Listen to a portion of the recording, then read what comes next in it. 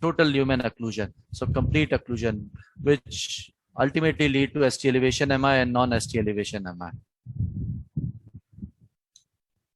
So what are the risk factors for these ACS or atherosclerotic disease or ischemic heart disease? By variant or different studies have shown that there are various risk factors that ultimately lead to ischemic heart disease. And then it has been modified, it has been classified as a modifiable risk factor, which we can modify, and non-modifiable risk factors, which cannot be modified. So in modifiable risk factors are smoking on the top of the list, then obesity, diet, bad diet that causes deposition of fat and adipose tissue in lumen, then lack of exercise or physical activity, and serum, high serum, bad cholesterol or dyslipidemia, hypertension, diabetes. Diabetes and hypertension is two most common risk factors which we see in patients with ischemic heart disease. Each of them have great propensity to have atherosclerotic disease. So non-modifiable risks are risk factors are that is increasing age,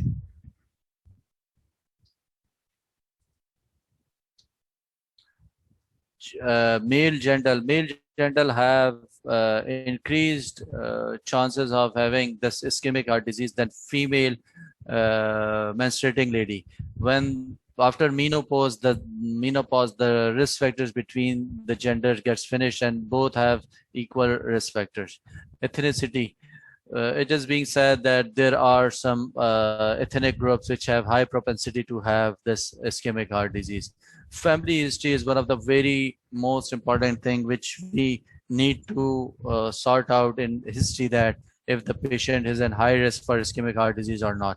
The family history of ischemic heart disease or sudden cardiac death in first degree relative, that is either siblings or parents having ischemic heart disease at the male family member who have ischemic heart disease at the age of 55, or female family member who have the ischemic heart disease at the age of 45. So diabetes is also, I don't know, it can be modifiable or non-modifiable. So it is put in both the groups. So investigations, what investigations do we need? Or if the patients come to emergency with the chest pain after having this history, in history we need to ask all these things which I have discussed in risk factors. Besides risk factors, you need to know your clinical assessment for what are the typical chest pain and atypical chest pain. So you should have understanding of that. Besides that, how we can clinically evaluate the patient. The first thing that you need to have in emergency department after arriving the patient is the vitals. After history is the vitals. Is the patient is vitally stable or not? And the second thing that you need to classify the patient, which patient need emergency intervention or emergency procedures required based on ECG. Besides vitals, of course, vitals get help us, but the ECG will is there to have definite diagnosis. So it is being said that within 10 minutes of arrival of a patient in cardiac emergency, one should have the ECG. So ECG may show ST elevation MI.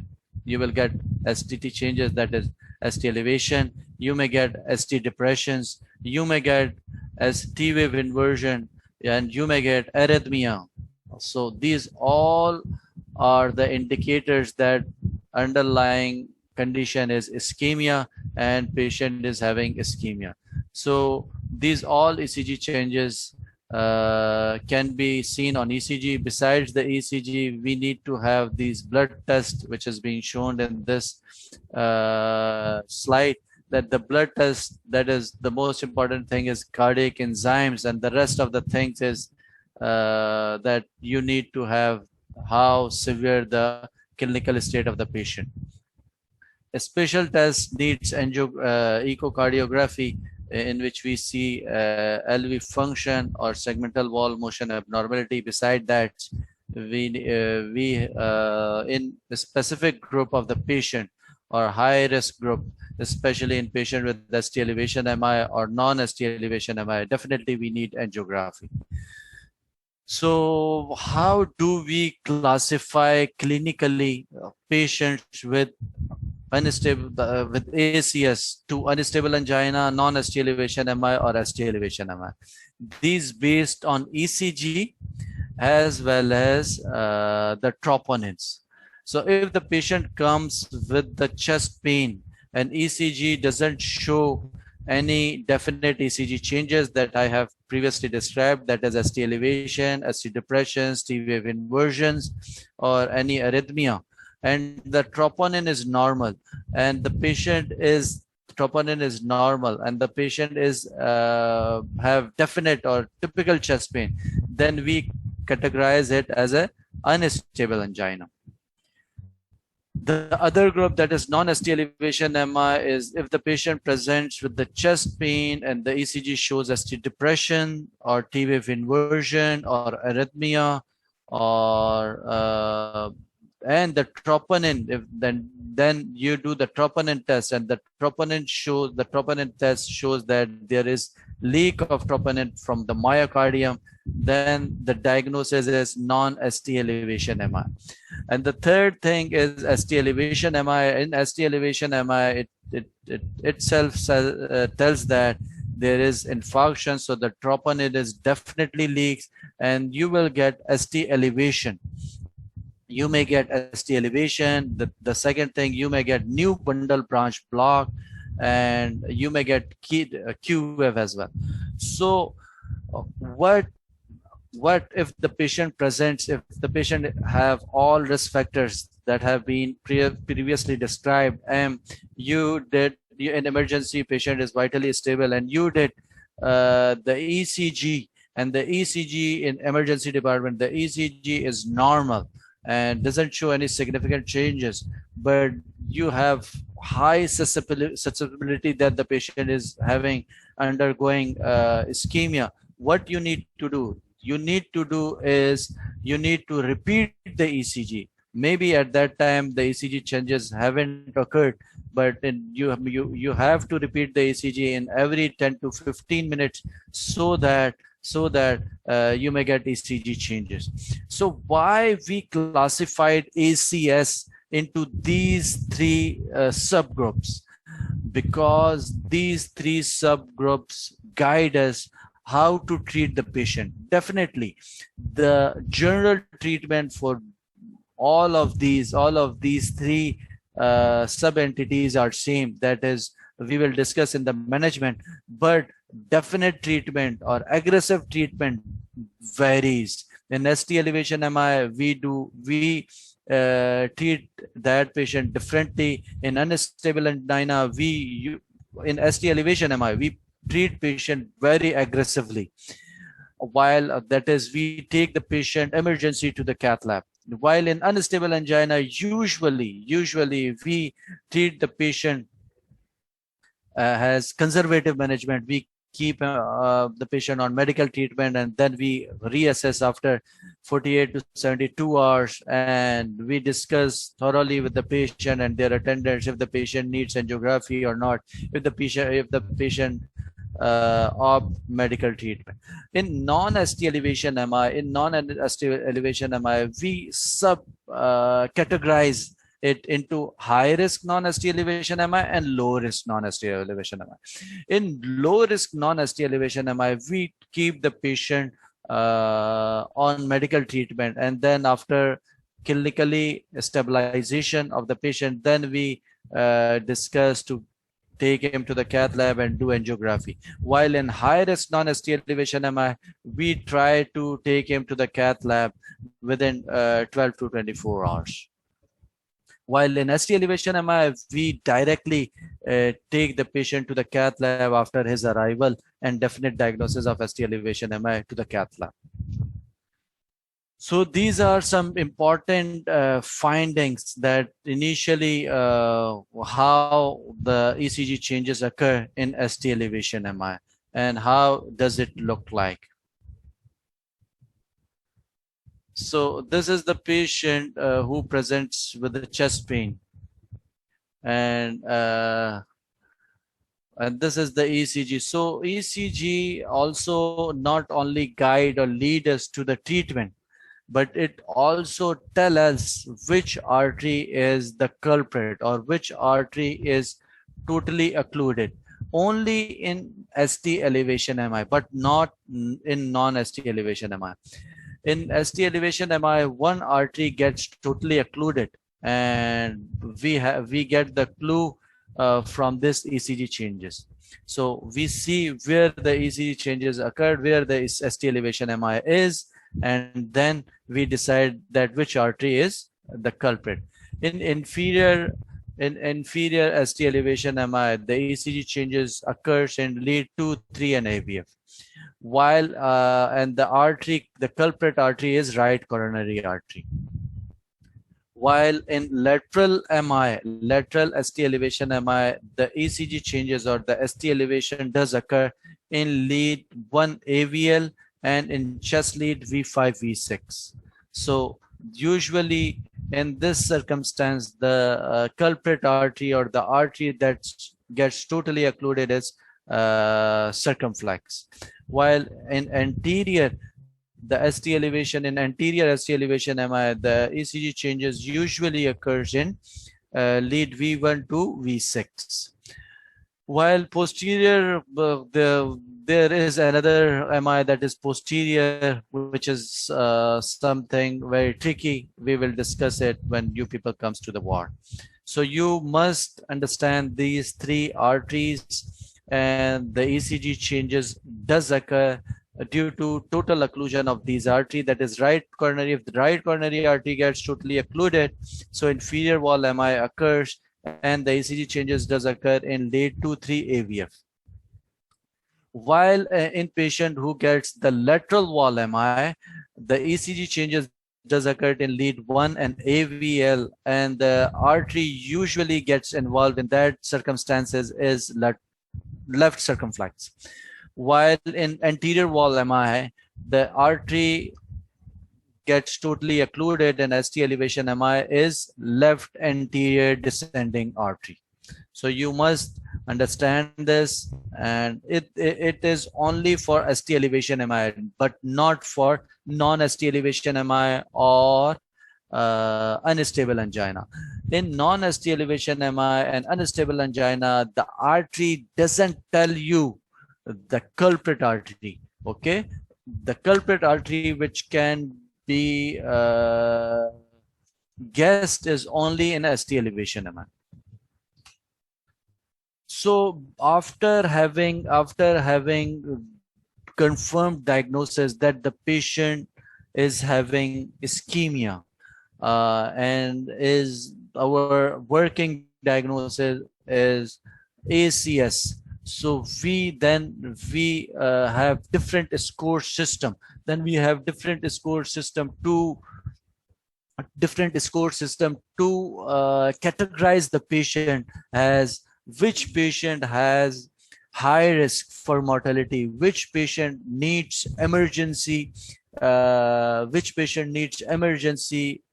intervention, or which patient needs emergency angiography or angioplasty. So besides that, ST elevation MI is a high risk. You don't need you don't need any scoring system for that ST elevation MI.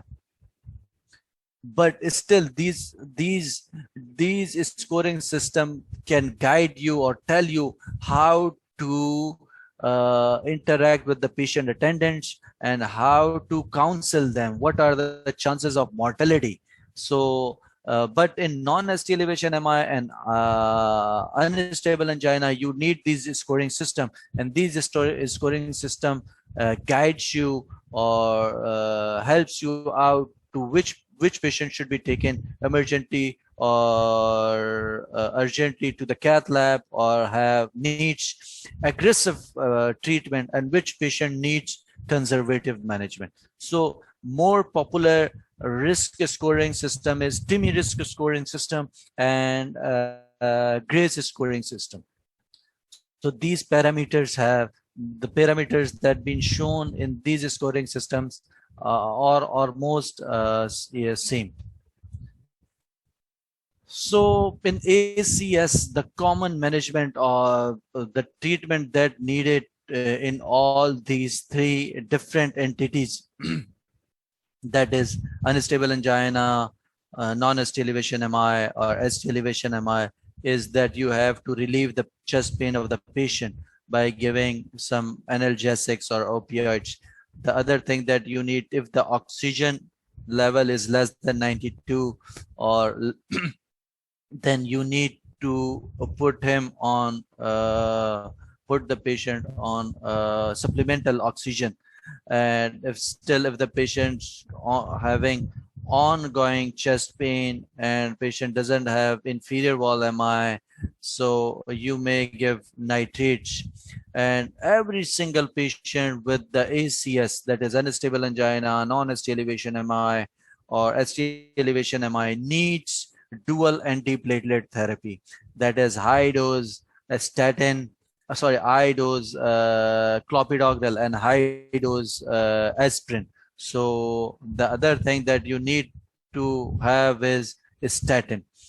So plus that some patient presents with chest pain and vomiting, so you need to have some other treatment, that is antiemetic or anything else.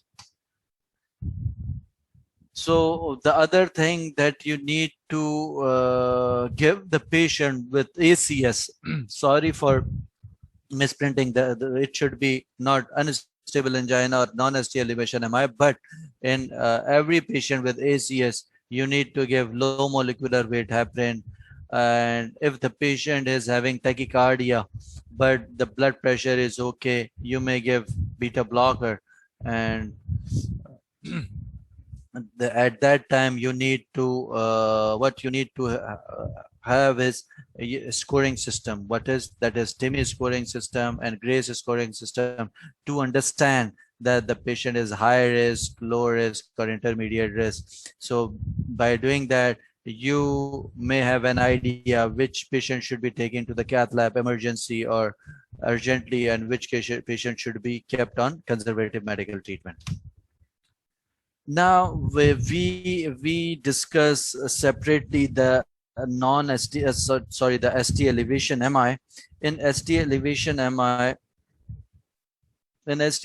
MI, that it is being said that time is muscle. The time is very important. So what you need to have is because the artery is totally occluded and the myocardium is jeopardized, and if you open the culprit artery within a limited time, you may save the endocardium and you may get maximum benefit to the patient. If it is taking too long, more than 12 hours or more than 24 hours, so the area gets infarcted, and you won't give, no matter what you do, then you won't give maximum benefit to the patient, and the infarcted area get not, by revascularization of the infarct area, doesn't give any benefit to the patient, but in fact it may harm the patient. So that's why after 24 hours of ST elevation MI, it is not indicated, it is not recommended to have angiography or angioplasty. Sorry, not angioplasty. You can have angiography for risk stratification, but you cannot revascularize the patient. So time is muscle. So how we can revascularize the patient revascularization have two methods. Either you thrombolize the patient. What is thrombolize? Thrombolize means the artery gets totally occluded. The artery gets totally occluded. You give thrombolytics, and that what thrombolytic does, that thrombolytics breaks the clot or the thrombus in the coronaries, and the revascularization get established. So which thrombolytics can be given? The thrombolytics that usually in Western world now they use tenecteplase and atiplase, but it's because these are expensive medicine. We still use first generation thrombolytics, that is streptokinase. Still it is being used in Pakistan, but before giving these medication, you must need to know that the patient doesn't have any contraindication for these thrombolytics. So the contraindications, the most common and important contraindication for these is active bleeding or CVA. If the patient have active bleeding, if the patient have CVA, if the patient have facial trauma, if the patient have recent surgery or something like that, so they are contraindicated to have these thrombolytics, because the risk of bleeding would be very high, and you may harm the patients but not the benefit. So these two methods are for revascularization. One, we discussed that the thrombolytis. The other is percutaneous coronary intervention. Percutaneous coronary intervention is the name for PCI, that is angioplasty. What you need to do is, the moment you get the patient with ST elevation MI, you need to activate your cath lab team and you establish your diagnosis by having single ECG, that is ST elevation MI, single ECG, and you may you may shift the patient to cath lab. So long-term management after in ST elevation MI, after establishing the coronary flow or ST or PCI or angioplasty, then you need to have these dual antiplatelet for at least 1 year. You need to have beta blocker, ACE inhibitor, statin, and you need to guide the patient for active lifestyle and modify his lifestyle to reduce the risk factors for other event or ischemic heart disease. The complications for ACS are being divided as early and late. The early is the death, cardiogenic shock, heart failure, ventricular arrhythmia, myocardial rupture, thromboembolism, ventricular wall rupture, valvular regurgitation. In late, we have ventricular wall rupture, valvular regurgitation, ventricular aneurysm, tamponade, Dressler syndrome, and thromboembolism. These are the complications which anyone can have with ACS. Most likely, these complications are very high with the patient who have ST elevation MI.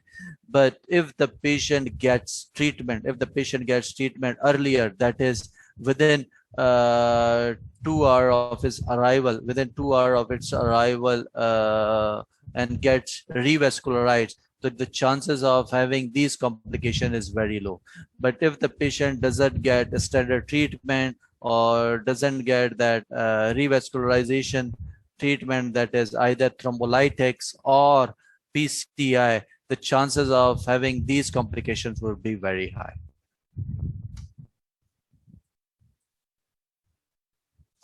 So this is the end of my session. Thank you very much. And you can mail me on my email address, which has been mentioned in the end of the slide.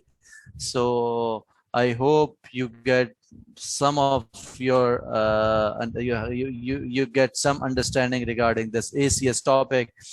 Let me tell you that this ACS topic is very huge, and this is every single entity needs 2 or 3 classes. So I tried my level best within short period of time to compile the topic and make you some understanding toward this topic. And if you have any problem regarding reading this topic or understanding this topic, you can contact me, and you can have this what